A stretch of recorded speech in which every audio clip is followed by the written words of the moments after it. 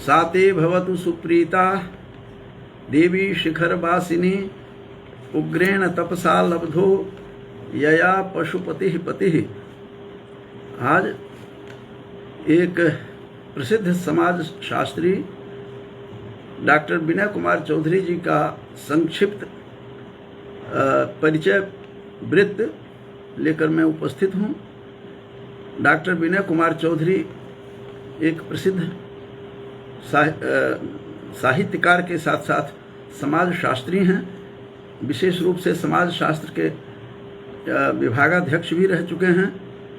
ऐसे डॉक्टर विनय कुमार चौधरी का संक्षिप्त जीवन वृत्त मैं प्रस्तुत कर रहा हूं।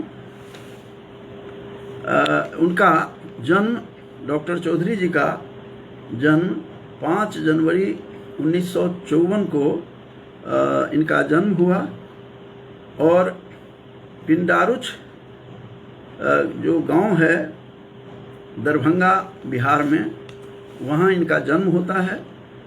और अपनी माता और अपने पिता दोनों के का जो नाम दिग दिगंत में फैलाया, ऐसी माता गौरी देवी एवं पिता श्री धनेश्वर चौधरी जी के घर इनका जन्म 5 जनवरी 1954 को हुआ था।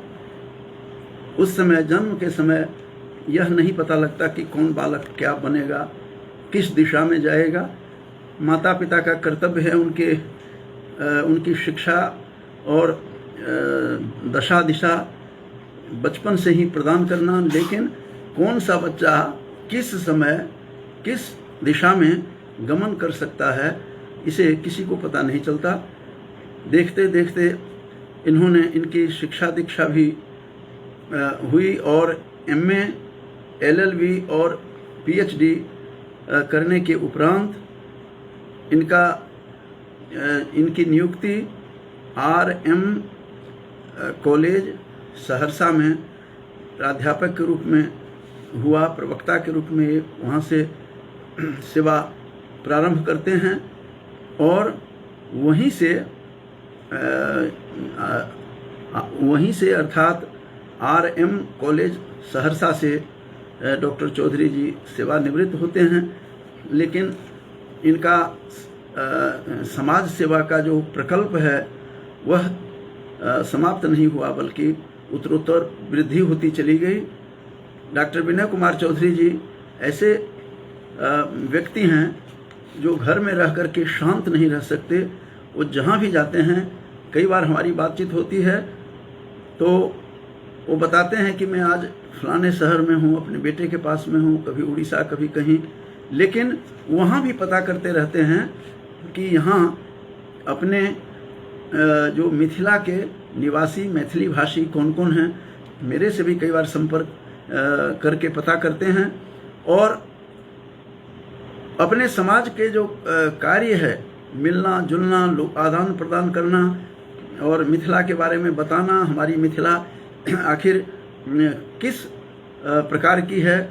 मिथिला भूमि जिसकी नींव जो निमि के पुत्र मिथि थे, तो मिथि ने मिथिला बसाई थी और एक से एक अद्भुत इस मिथिला के राजा हुए हैं और सभी आत्मज्ञानी हुए हैं, जिसकी चर्चा में अनेक बार किसी न किसी मंच के माध्यम से मैं कहता रहा हूँ कि मिथिला भूमि किस प्रकार की भूमि है, किस तरह से दिग दिगंत में पसरी हुई है इसकी प्रतिष्ठा। ऐसी मिथिला भूमि में जन्म लेकर अपने जीवन को व्यर्थ नहीं करना चाहिए। यदि यह बात सीखनी हो तो कोई डॉक्टर विनय कुमार चौधरी से सीखें। ये जहाँ भी जाते हैं संपर्क में रहते हैं। चूँकि इनका विषय भी समाज शास्त्र ही है, तो समाज शास्त्र हमारा समाज क्या है और समाज को किस दिशा में चलना चाहिए, इसके लिए वो सतत चिंतन करते रहते हैं। कोई भी ऐसा समारोह, विशेष रूप से उस जन्म तो इनका पिंडारुच, जैसा कि मैंने बताया था कि दरभंगा के सटे हुए ही एक गांव है, बहुत ही प्रतिष्ठित गांव है। मैं उस गांव में कई बार जाने का मुझे भी मौका मिला है बारात में जाने का। और वैसे भी हमारे संबंधिक बहुत सारे हैं वहाँ, इस कारण से मैं उस गांव को बखूबी से जानता हूँ। और एक से एक वहाँ विद्वान हुए हैं। यदि मैं एक ही विद्वान का नाम लेकर के समाप्त करूँ तब भी मेरा मकसद जो है, मेरा संकल्प पूर्ण हो जाएगा।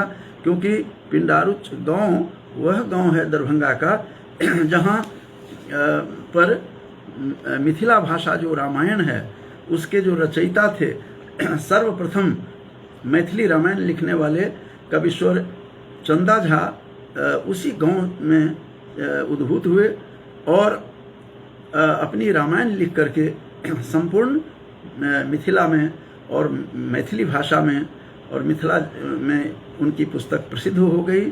और सर्वप्रथम मैथिली भाषा में रामायण लिखने का श्रेय प्राप्त करने वाले कविश्वर चंदा झा के द्वारा पावन किया हुआ वह जो गांव है, पवित्र वह जो गांव है, उस गांव में डॉक्टर विनय कुमार चौधरी जी का भी जन्म होता है। और इससे सिद्ध हो जाता है कि गांव में कोई न कोई, एक तो संपूर्ण मिथिला में पदे पदे विद्वानों की संख्या है, विद्वानों का भरमार है, वैदुष्य सर्वत्र पसरा हुआ है। उसी क्रम में पिंडारुच के उसी गांव में, जैसा कि मैंने बताया था, 5 जनवरी 54 को गौरी देवी जी और श्री थानेश्वर चौधरी जी के घर उनका जन्म होता है। और धीरे धीरे उनकी रुचि समाज शास्त्र में हुई और उन्होंने एमए समाज शास्त्र में करने के बाद एलएलबी भी की उन्होंने। क्योंकि जब तक समाज को आप कानूनी दाव पेच से बचा करके नहीं रखेंगे तब तक कोई उलझा सकता है।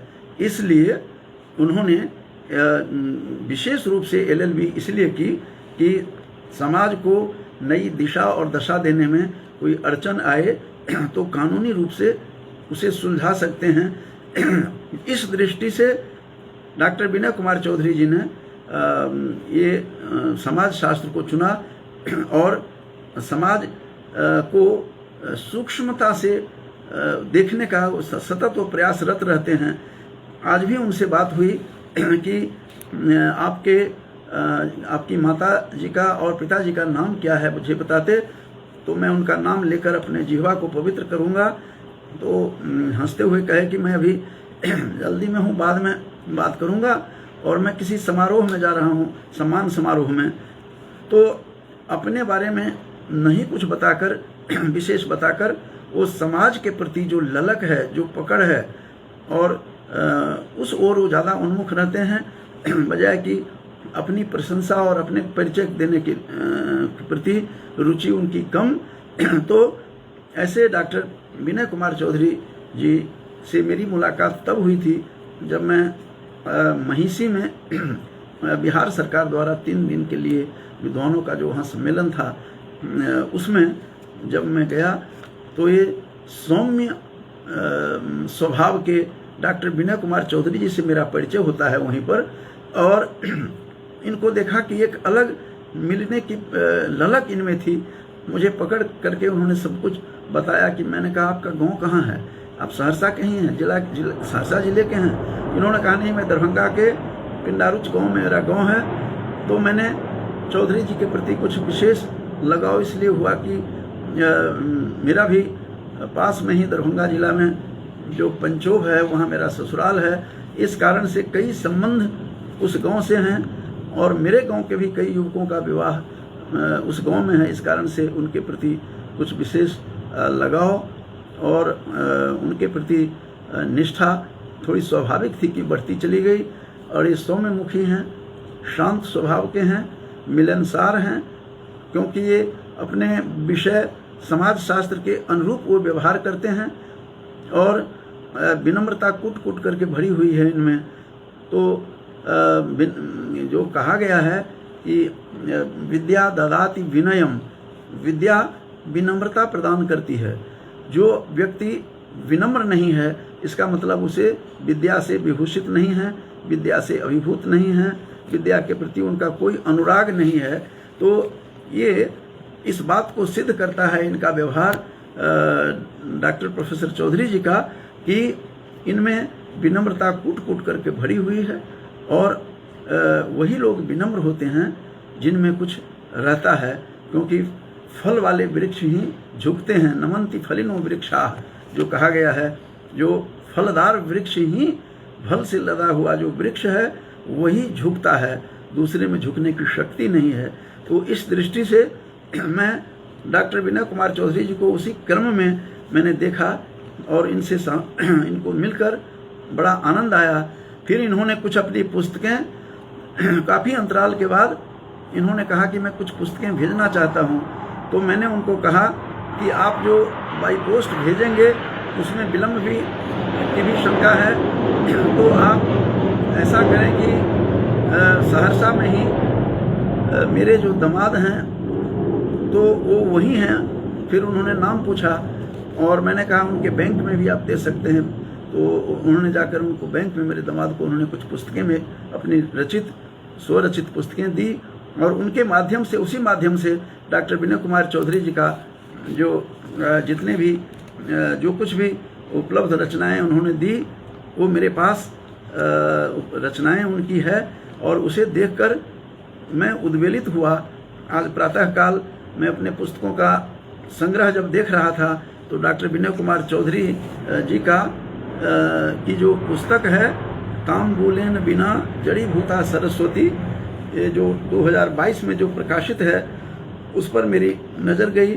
फिर मैंने उस पुस्तक को देखा तो इनकी विनम्रता, इनकी सहजता और सौम्यमुखी जो स्वभाव है, उसके कारण से मैं इनके विषय में बिना बोले मेरे से रहा नहीं गया।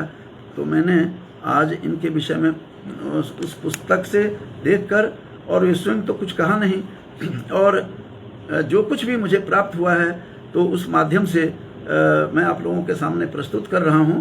तो ये सेवानिवृत्ति के बाद वहीं सहरसा में ही रहते हैं, जो मिथिलांचल का गढ़ है वहाँ है, और विशेष रूप से जो महिषी गांव है, जहाँ कहा जाता है कि आदि शंकराचार्य का शास्त्रार्थ महामना मंडन मिश्र के साथ, जो भारती के पति थे, उनके साथ जहाँ शास्त्रार्थ हुआ था, और भारती ने जहाँ पर मध्यस्थता की थी, और भारती के वैदुष्य से जहाँ शंकर भी चक्कर खाए थे, ऐसे उस भूमि में वहीं ये सहरसा के पास ही वह महिषी ग्राम है, जहाँ पर कहा जाता है कि शास्त्रार्थ हुआ था शंकर दिग्विजय के आधार पर।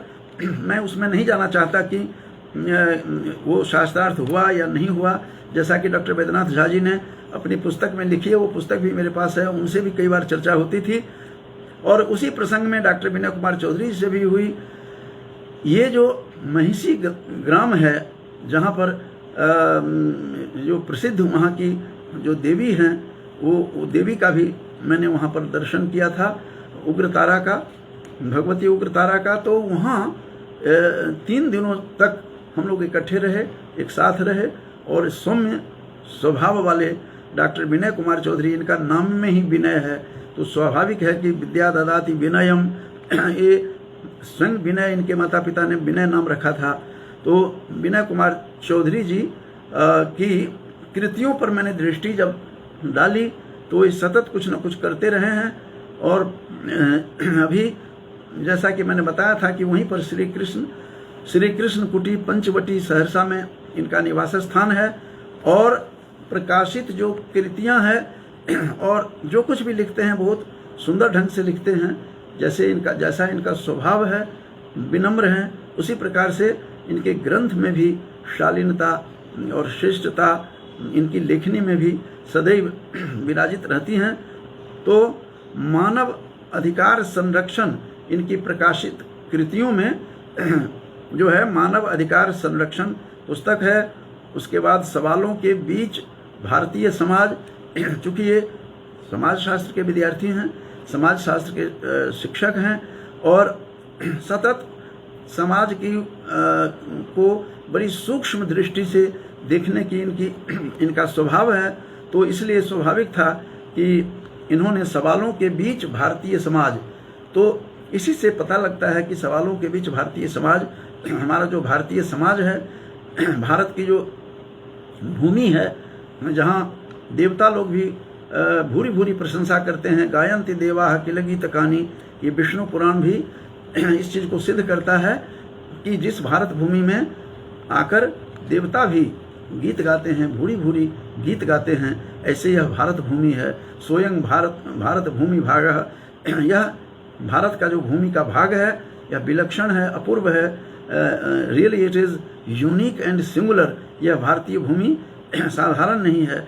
ऐसे असाधारण भारत भूमि के ऊपर जब इन्होंने पुस्तक लिखी मानवाधिकार संरक्षण के बाद, सवालों के बीच भारतीय समाज, बहुत सारे सवाल हैं, प्रश्न हैं कि क्या हमारा भारतीय समाज ऐसा होना चाहिए, इस दिशा में चलना चाहिए, इनको कहाँ चलना चाहिए, आज कहाँ जा रहे हैं हम, क्या थे क्या हो गए हैं, इस पर बहुत सारे सवाल छोड़े हैं।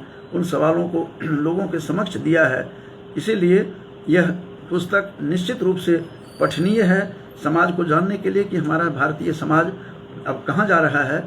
और समाज शब्द का प्रयोग आज से नहीं है, ये सदियों से समाज का प्रयोग होता रहा है, विशेष रूप से वैदिक काल से चला आ रहा है। और समाज का की चर्चा पतंजलि ने भी अपने महाभाष्य में किया है।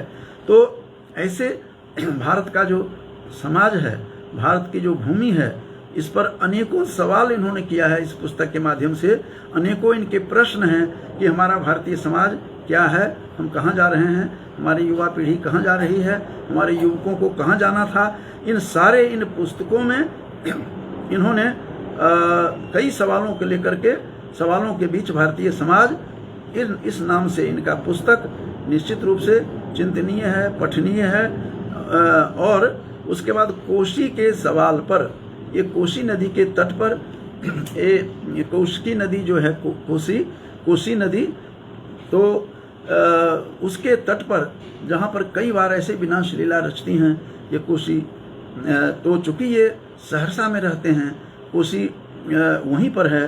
और धर्ममूला जो धेमुरा जो स्थान है वहाँ, जिसको धर्ममूला कहते हैं, शास्त्रों में आया है, वहीं पर महिषी गांव है जहाँ शास्त्रार्थ हुआ था। जैसा कि मैंने बताया था कि कहा जाता है कि दिग्विजय, शंकर दिग्विजय के आधार पर माधवाचार्य ने जो लिखा है, उस आधार पर जो कोशी के सवाल पर, अब कोशी पर कई सवाल उठते हैं, चूँकि समाज शास्त्री हैं, समाज को सूक्ष्म शिक्षा दृष्टि से देखने के ये स्वभावी हैं, अभ्यासी हैं। तो कोशी के सवाल पर बहुत सारे प्रश्न इन्होंने किए हैं कि कोशी नदी के बारे में कैसी होनी चाहिए, क्या होनी चाहिए। किसी समय में सहरसा जाने के लिए दरभंगा से सारा दिन लग जाया करता था। मैं जब कुछ वर्ष पूर्व जब मैं गया था बिहार सरकार के निमंत्रण पर, तो वहाँ पर मैंने देखा कि एयरपोर्ट से दरभंगा से उतरने के बाद 2 घंटों में ही एक बिहार के अधिकारी आए थे, एसडीएम रैंक के, और उन्होंने वही हम लोगों को रिसीव करके ले गए और 2 घंटों में ही हम पहुंच गए। ऐसा पुल बना है वहाँ पर। भारतीय जनता पार्टी के जो प्रधानमंत्री थे, यशस्वी प्रधानमंत्री अटल जी, तो उनके समय का बना हुआ इतना सुंदर वह पुल है कि मैं कल्पनातीत बातें लग रही थी कि सारा दिन जिसमें लगता था 12-13 घंटे लगते थे, उसमें 2 घंटों में हम सहरसा पहुंच गए थे। तो ऐसे उस सरकार के जो कार्य हैं, मैं उनको भी नमन करता हूँ, महनीय कार्य किया। तो उसी कोसी नदी पर कई सवाल हैं इनके, कई प्रश्न उन्होंने उठाया कि कोसी नदी का संरक्षण कैसे होना चाहिए, सुरक्षा कैसे होनी चाहिए। गांव के गांव उस कोसी नदी में चली जाती है, तो कोसी नदी में गांव के गांव बह जाते हैं, इसलिए कोसी नदी के ऊपर काफ़ी सारे सवाल किए हैं कि नदी का संरक्षण कैसे हो, सुरक्षा कैसे हो, लोगों की सुरक्षा कैसी हो, जान माल की सुरक्षा कैसी हो। चूँकि ये समाज शास्त्र के विद्यार्थी हैं, इसलिए इनकी दृष्टि उसी पर पड़ी रहती है। और अन्य जो पुस्तक है संधान एवं समाधान, संधान एवं समाधान नामक इनकी पुस्तक है, जो बहुत ही उन्होंने समाधान भी किया हुआ है कई प्रश्नों के, कई सवालों के घेरे में इनकी सारी पुस्तकें प्रश्नों से ही है। चूँकि इनकी दृष्टि आम दृष्टि नहीं होती है। जो समाजशास्त्र के विद्यार्थी होते हैं उनकी दृष्टि हम लोगों से, आम लोगों से कुछ भिन्न होती है। तो अन्य पुस्तक है इनकी सामाजिक संदर्भ, और सामाजिक संदर्भ, चूँकि समाजशास्त्र के बार बार मैं कह रहा हूँ कि जो विद्यार्थी होते हैं उनकी बुद्धि कुछ भिन्न और यूनिक और डिफरेंट होती है। उनकी बुद्धि सोचने की, समझने की, जानने की जिज्ञासा भी उनकी अलग होती है। जैसा कि मैंने बताया था, बार बार फ़ोन करते हैं अपने बेटे के पास, जहाँ भी जाते हैं तो वहाँ भी पूछते हैं कि यहाँ पर कोई अपने लोग हैं। वहाँ जाकर के उनकी दशा दिशा, उनकी सुरक्षा, वो कैसे रहते हैं, उसका भी ये अध्ययन करते रहते हैं। तो सतत अध्ययन करने वाले डॉक्टर विनय कुमार चौधरी जी सदा समाज के प्रति सजग रहते हैं, अलर्ट रहते हैं, अलार्म्ड रहते हैं। और मेरी दादी भी कहा करती थी कि सजग व्यक्ति जो होते हैं, जो जगे हुए पुरुष का कभी विनाश नहीं होता। जागरितस्य पुत्रस्य नैव विनाशो इति, ये इस तरह की बातें कहती थी कि जगे हुए पुरुष का विनाश नहीं होता है। जो जागरूक होता है, जो जागरूक, उसका कभी भी पतन नहीं होता। इस दृष्टि से सामाजिक संदर्भ के माध्यम से बहुत कुछ इन्होंने इस पुस्तक में देने का प्रयास किया है। धर्म मर्म आकर्म, ये मैथिली में है और मैथिली के प्रति भी इनकी रुचि है और मैथिली में भी लिखते रहते हैं। चूँकि मैथिल भी हैं, स्वयं भी मिथिला भूमि में एक ब्राह्मण परिवार में इनका जन्म हुआ है डॉक्टर विनय कुमार चौधरी जी का। और इसलिए इन्होंने धर्म के प्रति, चूँकि समाज धर्म पर टिका हुआ है, ये जो संपूर्ण समाज है, भारतीय समाज, वह धर्मोन्मुखी है, धर्म पर टिका हुआ है। तो धर्मे समाजो प्रतिष्ठित है, ये धर्म पर ही यह समाज प्रतिष्ठित है, अवस्थित है। इसलिए धर्म के बारे में मर्म आकर्म मैथिली में लिखा है। उनका कर्म के बिना कोई भी कार्य साफल्य नहीं प्राप्त करता, सफलता नहीं होती। श्री रामो ब्रह्म तारकम, एक पुस्तक है श्री रामो ब्रह्म तारकम में इन्होंने बहुत कुछ अपना मत दिया है और अपनी दृष्टि से इन्होंने लिखा है। जो समाज शास्त्री होते हैं वो कुछ भी लिखते हैं तो समाज को केंद्र में रह करके वो लिखा करते हैं। तो इस प्रकार से श्री रामो ब्रह्म तारकम भी इनकी पुस्तक है। कविश्वर चंदा झा, जैसा कि मैंने बताया था कि कविश्वर चंदा झा जो मैथिली के सर्वप्रथम रामायण के कर्ता हैं, रामायण के रचयिता हैं, जिनका जन्म कविश्वर चंदा झा का जन्म 1831 में उनका जन्म हुआ था। और चूँकि मैथिली भाषा रामायण, जो भूमि कन्या मिथिला भाषा रामायण जो मेरी बहुत जल्दी शीघ्र ही प्रकाशित होने जा रही है, उसके माध्यम से मैंने कई रामायणों पर सूक्ष्म किया, दृष्टि डाली। तो कविश्वर चंदा झा उसमें सर्वप्रथम थे जो उन्होंने मैथिली भाषा में मिथिला भाषा रामायण लिखकर अमर हो गए हैं। ऐसे कविश्वर चंदा झा के ऊपर में दृष्टि आसृष्टि मैथिली में इन्होंने लिखी है। ये पुस्तक भी इन्होंने मुझे मेरे दामाद के द्वारा, आनंद झा जी के द्वारा, जो वहीं पर बैंक के, यूको बैंक के पदाधिकारी रहे हैं, उनके माध्यम से उन्होंने भेजा, पुस्तकें भेजी थी और देखने का मुझे अवसर प्राप्त हुआ। कविश्वर चंदा झा जो विलक्षण प्रतिभा के धनी थे, विविध भाषाओं के ज्ञाता थे और व्याकरण, साहित्य, ज्योतिष, अन्य भाषाओं पर उनका पूरा अधिकार था।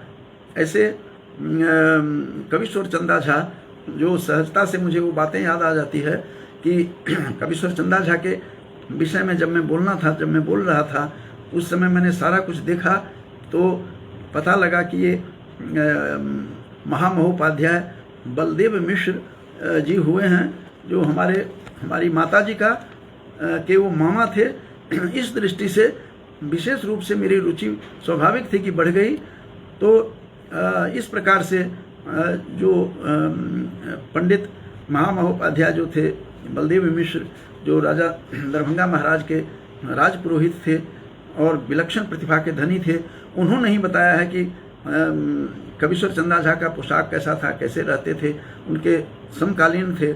इस दृष्टि से तो इनकी जो ये पुस्तक है, इस पुस्तक के बारे के कारण से मैंने कविश्वर चंदा झा के कारण मैं कुछ और भी अधिक बोल गया कि कविश्वर चंदा झा जी चंदा झा दृष्टि आसृष्टि मैथिली में है। दृष्टि एवं सृष्टि, उनकी दृष्टि किस प्रकार की थी, किस प्रकार का सृजन किया, किस प्रकार की रामायण की रचना की, कैसे विलक्षण काव्य दे करके भारतीय समाज को विशेष रूप से मिथिला में वो अमर हो गए हैं कवीश्वर चंदा झा। चूँकि डॉक्टर विनय कुमार चौधरी जी उसी गांव में इनका भी जन्म हुआ है, उसी गांव में, तो इसलिए इनका दायित्व बनता था, सामाजिक दायित्व था, जिम्मेवारी थी कि ये उस पर लिखते। उस पर भी इन्होंने कलम चलाई, इनकी लेखनी उस पर भी चली है। कवीश्वर चंदा झा दृष्टि आसृष्टि मैथिली में अनेकानेक शोध पत्र एवं आलेख यत्र तत्र इनका प्रकाशित होता रहता है। चूँकि जो समाज सेवी हैं वो चैन से नहीं बैठते, न किसी को बैठने देते हैं। इस दृष्टि से और एक पुस्तक है न भूतो न भविष्यति, प्रकाशनाधीन है यह पुस्तक, न भूतो न भविष्यति। एक और पुस्तक है इनका जो प्रकाश में आ चुका है 2025 में, धर्मस्य निर्णयो ज्ञेयो मिथिला व्यवहारतः, इस नाम से।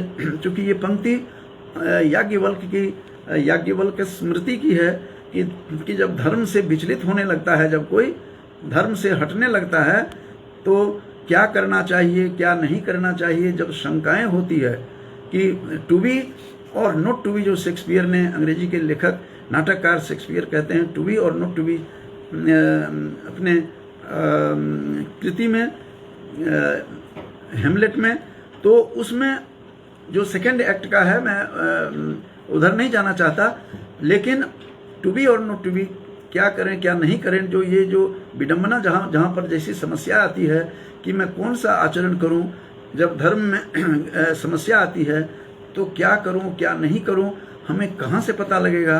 तो कहते हैं कि धर्म से निर्णयो ज्ञेयो, याज्ञवल्क्य ने कहा है, धर्म का निर्णय कैसे होगा, तो मिथिला व्यवहारतः, मिथिला के व्यवहार से ही धर्म का ज्ञान होता है कि कौन सा काम करणीय है, कौन सा करणीय नहीं है, क्या करूं क्या नहीं करूं। जब संकट में होता है, कई बार एक ही गोत्र में किसी का निधन होता है, फिर उसी बीच में श्राद्ध पूरा नहीं होता, तो उसी बीच में किसी का निधन होता है, फिर कैसे उसका श्राद्ध हो, ये सारा का सारा धर्मशास्त्र निर्णय करता है। इसलिए उन्होंने अपने धर्मशास्त्र, जिसे याज्ञवल्क्य स्मृति, मनुस्मृति के बाद सबसे प्राचीन स्मृति है मिथिला में धर्मशास्त्र, याज्ञवल्क्य की स्मृति ही चलता है काम। चूँकि कहते हैं कि श्रुतिर तू वेदो विज्ञेयो धर्मशास्त्रम तू वही स्मृति। धर्मशास्त्र आखिर क्या है, तो स्मृति ग्रंथ ही धर्मशास्त्र, ऐसा मनु कहते हैं अपनी स्मृति में। तो इसलिए इनका यह ग्रंथ अत्यंत महत्वपूर्ण है। Though I have not seen this book written by doctor Vinay Kumar Chaudhary, ये देखूंगा कि किस तरह से, किस दृष्टि से, समाज की दृष्टि पर इनकी तो है ही, सामाजिक बुद्धि है ही, समाज शास्त्र के ये विद्यार्थी हैं, इसलिए in that point of view he would have written, no doubt he would have written in a different way कि धर्म से निर्णयो ज्ञेयो, धर्म का निर्णय कैसे जाने, तो मिथिला व्यवहारतः जो याज्ञवल्क्य ने कहा है, उस पुस्तक को इन्होंने प्रकाशित करवाया 2025 में। और ये धर्म से निर्णयो ज्ञेय जो है, इस विषय में मैं बार बार मंच से, कई मंच से कहता हूँ कि भगवान श्री कृष्ण ने भी श्रीमद् भगवद गीता के 3 अध्याय के 20वें श्लोक में भी उन्होंने इंडिकेट किया है, और अर्जुन को कह रहे हैं, हे अर्जुन, कहीं पर डाउट हो तो you must follow lord Janak. Lord Janak ने जो कुछ भी कहा है, वहाँ पर जो 20वां श्लोक है उसका मैं पंक्ति बता रहा हूँ, वो कहते भी हैं कि जहाँ भी समस्या हो तो क्या करना चाहिए, तो धर्म के मार्ग पर इधर उधर होने लगे तो जनक को जनकादय कह करके उन्होंने स्पष्ट किया है। और कहा है कि जनक आदि किसी भी राजा का नाम श्री कृष्ण ने नहीं लिया है। तो कर्म नैव संसिद्धि मां स्थिता जनकादय, ये 20वां श्लोक है 3 अध्याय का श्रीमद् भगवत गीता का। तो भगवान श्री कृष्ण के भी श्रीमुख से निकला कि मिथिला का जो व्यवहार है, राजा जनक जो करते हैं, हे अर्जुन, वही फॉलो करना चाहिए, कोई दूसरा नहीं फॉलो करना चाहिए। इसलिए धर्म से निर्णयो ज्ञेयो मिथिला व्यवहारतः जो डॉक्टर विनय कुमार चौधरी जी की जो पुस्तक है, वह नो डाउट बहुत अच्छा है अच्छी दृष्टि से है, समाज परक है, समाज के लिए नूतन दृष्टि प्रदान करने वाली यह पुस्तक है। और बहुत सारे इनके जो उनके ऊपर प्रकाशनाधीन, जैसा बताया था कि न भूतो न भविष्यति, एक ग्रंथ बहुत शीघ्र ही प्रकाशित होगा। और इनकी अनुवाद की भी कृतियां हैं, बहुत सारी अनुवाद ग्रंथ भी इन्होंने अनुवाद भी किया है, जिसमें फंडामेंटल्स ऑफ सोशियोलॉजी, ये सोशियोलॉजी का फंडामेंटल क्या है, मूलभूत सिद्धांत क्या है, उस पर भी इन्होंने अनुवाद किया है। Caste in modern India and under essays, ये भी इनकी एक पुस्तक है। ये सब अनुदित पुस्तक है, अनुवाद किया हुआ है। Social change in modern India, ये मॉडर्न इंडिया का सामाजिक परिवर्तन क्या है, इस पर भी इन्होंने अनुदित लिखा है। अनुवाद करना friends, it is very difficult work, it's not everybody's cup of T. यह चाय नहीं है कि उठा करके हम पी जाएंगे, क्योंकि अनुवाद करने के लिए ध्यान रखना पड़ता है। कई बार अनुवाद करते करते उस मूल सिद्धांत जो है उसकी आत्मा मर जाती है, इसलिए कहीं आत्मा न मरे, इसलिए अनुवाद करना सबसे डिफिकल्ट मुझे लगता है, क्योंकि मैं इस दिशा में काम करता रहता हूँ। तो अनुवाद से मुझे निश्चित रूप से भितरर्थानाम भय हेतु जो पाणिनि का सूत्र है वो याद आ जाता है कि भय का कारण बनता है, बहुत मुश्किल काम है। आत्मा उसकी मरे नहीं, और आत्मा को बचाते हुए किस प्रकार अनुवाद करते हैं, तो कोई अनुवादकों से सीखे, कोई डॉक्टर विनय कुमार चौधरी से सीखे कि किस प्रकार से उन्होंने अनुवाद किया होगा। ये बहुत ही डिफिकल्ट वर्क है, बहुत ही मुश्किल कार्य है। और संपादन उन्होंने बहुत सारे संपादन भी है इनका, जैसे जिला स्थापना दिवस स्मारिका, कोई भी सहरसा में काम नहीं होता है सामाजिक कार्य जिसमें डॉक्टर विनय कुमार चौधरी जी का योगदान नहीं होता। डॉक्टर विनय कुमार चौधरी जी सतत लगे रहते हैं। तो जिला स्थापना दिवस स्मारिका जो है उसके भी प्रकाशक हैं, संपादक हैं। और उग्र तारा महोत्सव स्मारिका, जो उग्र तारा जो भगवती है सहरसा के महिषी में, जहाँ मैंने बताया था महिषी में, जहाँ मंडन मिश्र का और आदि शंकराचार्य का जहाँ शास्त्रार्थ हुआ था। और बार बार मैं कहता हूँ कि शंकर दिग्विजय के आधार पर माधव ने लिखा है, माधवाचार्य ने। तो उग्र तारा भगवती वहाँ है, जो बहुत ही जगजननी है, बहुत ही वहाँ प्रभावशाली है। और विद्या महाविद्या की साधना की वह अनुपम स्थली है उग्र तारा, विशेष रूप से जहाँ कहा जाता है कि मैंने अपने मिथिला महात्म जो मेरा प्रकाशन होने जा रहा है, 3238 पद्य है, बहुत शीघ्र प्रकाशित होगा। उसमें भी मैंने मैथिली काव्य में उग्रतारा के विषय में मैंने लिखा है कि उग्रतारा आखिर क्या है। मंगल गान में भी मैंने उग्रतारा का लिखा है। तो उग्रतारा जो भूमि किस तरह की है, वह देवी वह महाविद्या की साधना भूमि है। और कहा जाता है कि वशिष्ठ मुनि ने भी वहीं तप करके महाविद्या का ज्ञान, महाविद्या की जो साधना की थी, वह उग्रतारा जो भगवती है वहाँ वहीं पर की थी।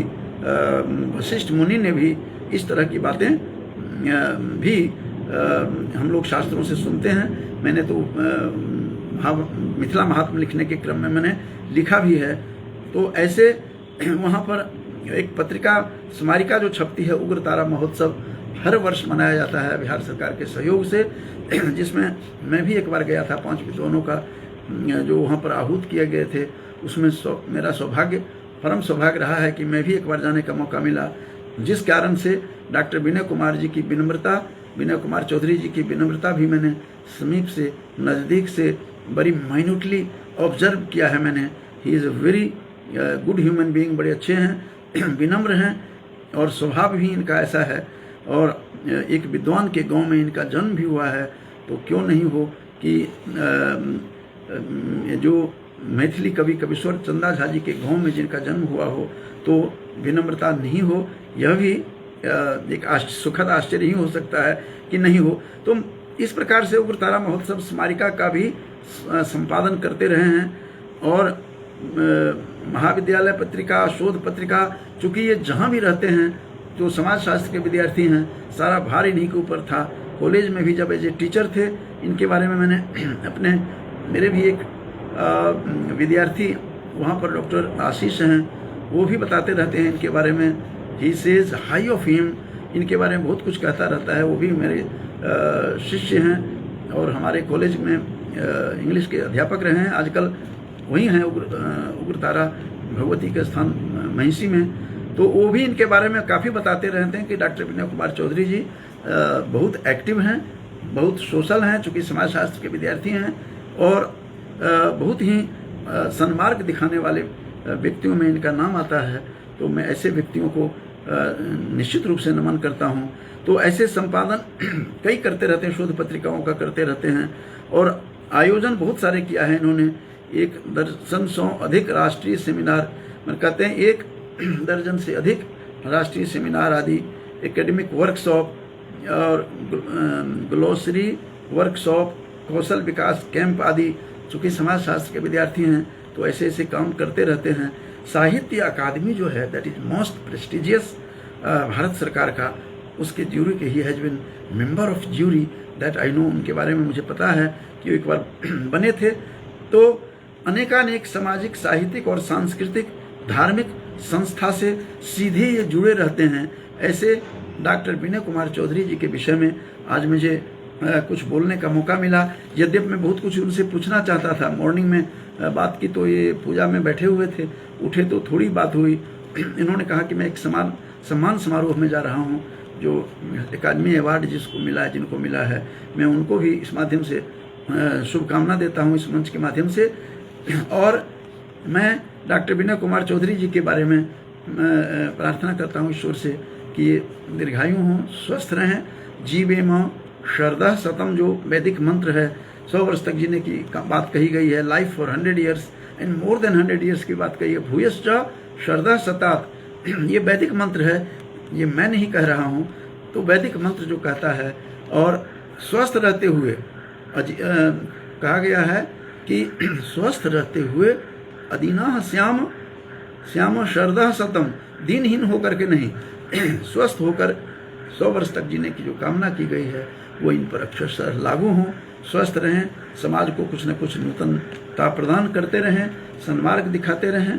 ऐसे अग्रज कल्प डॉक्टर विनय कुमार चौधरी जी का संक्षिप्त परिचय वृत्त, जीवन वृत्त देकर अपनी वाणी को विराम देने से पहले, ये पूनम सेमवाल जी सतत सुनती रहती हैं इनके बारे में, इनके पिताजी के बारे में भी, जो गुरुकल्प हैं हमारे प्रोफेसर जगदीश प्रसाद सेमवाल जी, बहुत बड़े स्कॉलर हैं, ग्रामेरियन हैं, महाकवि हैं। उनकी ये पुत्री हैं, स्वयं संस्कृत की हैं, अकादमी में काम कर रही हैं। प्रतिदिन ये लगभग जुड़ जाती हैं, सुनती रहती हैं। इनके पति महोदय भी अच्छे संस्कृत के विद्वान हैं।